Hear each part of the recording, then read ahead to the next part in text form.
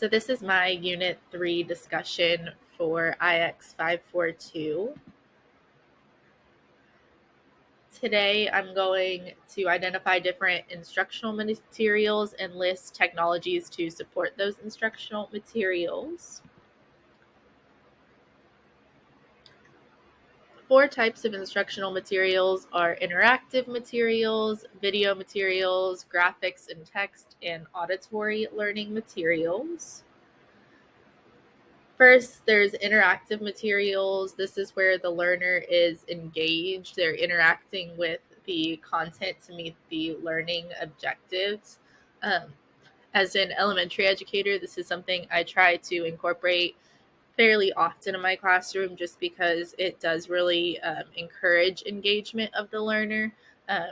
For younger elementary, which is what I teach, Quizlet, Kahoot, Blooket, those are all interactive materials where the learner has to engage with the content to meet the learning objectives. Next, video materials are also a type of instructional material. In our reading from Clark, it says now, however, we have access to streaming and video upload platforms to enable learning content to be produced and shared. Video materials are something that has become relatively new in the way that we use it. When I was in school, they used videos. I know I watched a lot of Bill Nye, things like that. However, now YouTube has become a huge part of video instructional materials, whether it's videos somebody's making for educational content, they can help the learner meet the objectives.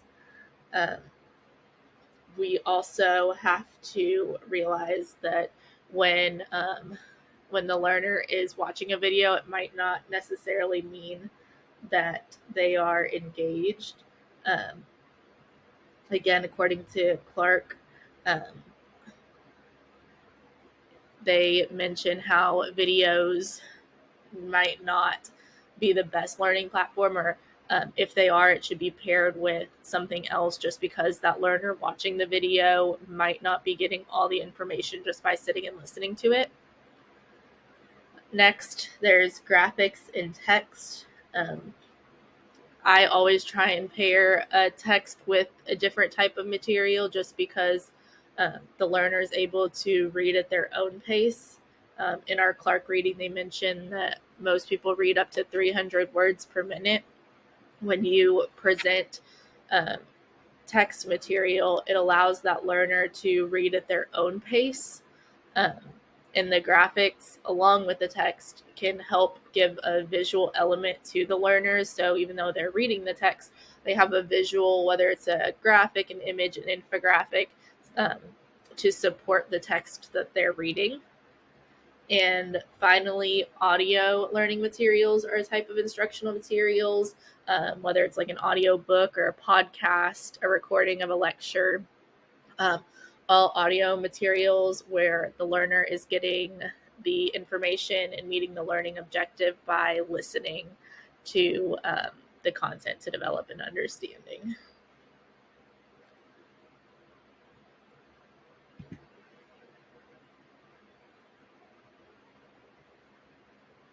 So we were also asked to list some technologies available to create multimedia content. There's an endless number of technologies, but some of them that I am going to discuss is authoring tools, artificial intelligence or AI, interactive multimedia tools, virtual reality or VR, video-based learning platforms, and audio technologies.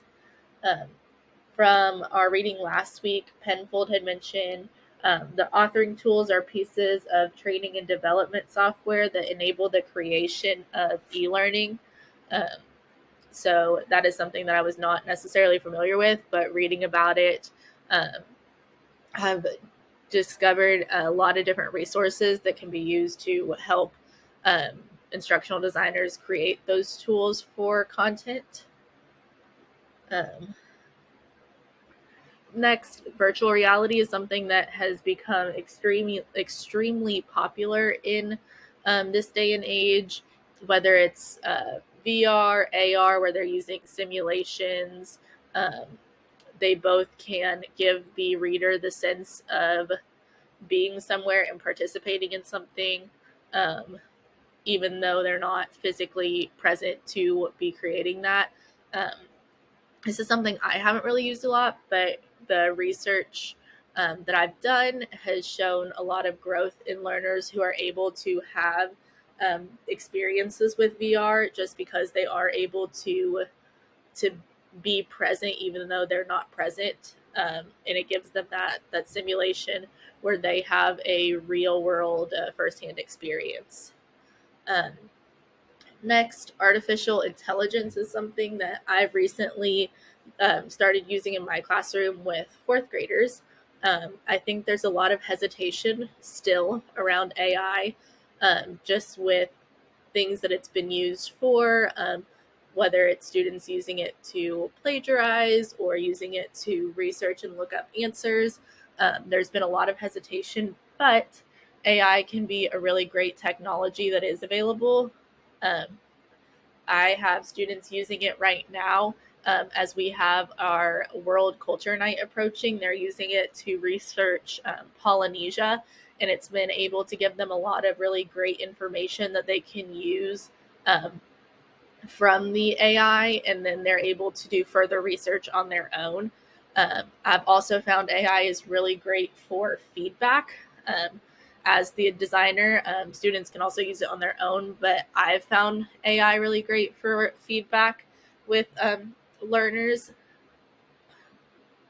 Uh, Video-based learning platforms are also a really great resource and technology available. I know social media has become huge, and it can definitely be a deterrent, but when used in educational settings the appropriate way, it can be a really um, useful technology for students to use when it comes to multimedia learning. Interactive multimedia tools. This is something I'm very familiar with just with the classroom that I'm in. I've found that students find it really difficult to sit still um, if they're not actively engaged in a learning. Um, Again, I mentioned this before, but Kahoot, Quizzes, Quizlet, Blookit, all of those are different interactive tools where the learner is still gaining information to meet a learning objective, but they're having to interact with the platform in order to move forward. Pear Deck is also a really great interactive tool that you can connect with your Google Slides that allows students to participate as you are presenting information. Um, Here's a whole list of interactive multimedia tools that I've used and that I've known other educators to use that have really worked because it is interacting the learner, whether it's someone who's a student in elementary, middle, high, or adults participating in a training. It's giving them that interactive element where they're not just sitting and listening or sitting and watching a video. That's why when I do any of these instructional tools, I try and put an interactive element with it, just so it's not them, the learners, sitting and either listening or watching a video um, or reading a text without that interactive element. And finally, audio technologies.